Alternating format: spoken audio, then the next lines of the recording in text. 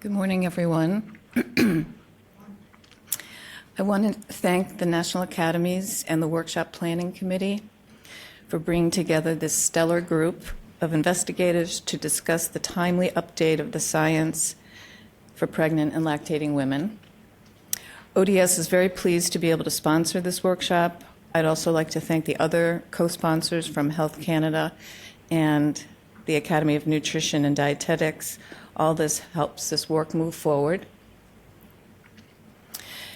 This workshop seems to be very popular, judging from the registrations, and I'd like to thank all of you who are here and those who are attending remotely. The Office of Dietary Supplements is in the Office of the Director, and we operate somewhat differently than the other institutes. We are not restricted to studying people of particular ages, nor any particular condition or outcome. In addition, we collaborate with staff in other institutes and other programs, such as the National Institutes of Child Health and Development.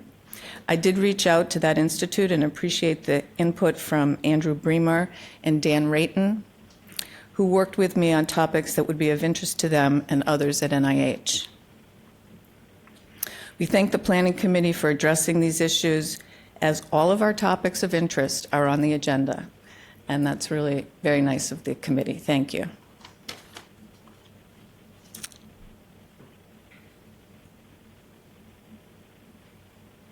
This is the mission of the office, to strengthen knowledge and understanding of dietary supplements.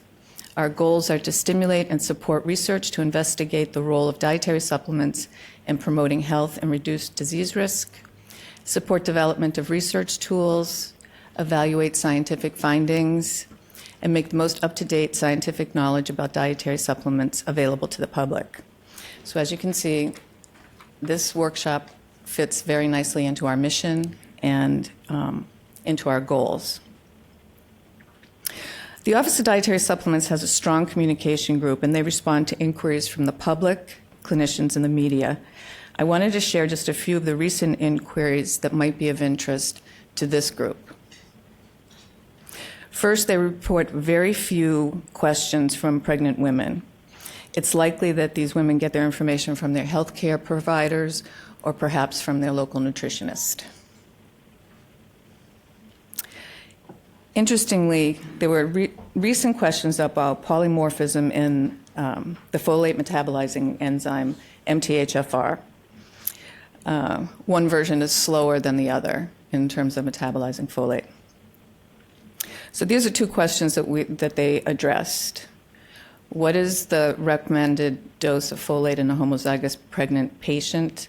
Of course, they'd have to clarify with the clinician what they meant by that.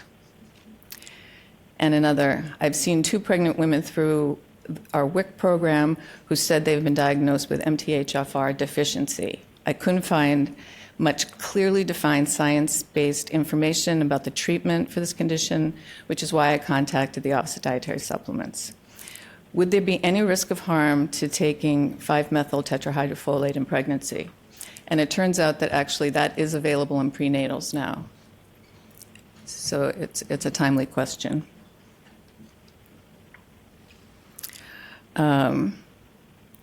We also got, what is the recommended,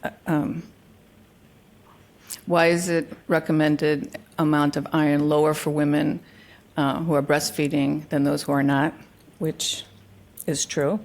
For lactating women, it's 9 to 10 milligrams per day, depending on age, and 15 to 18 for non-lactating. And then there was a media inquiry.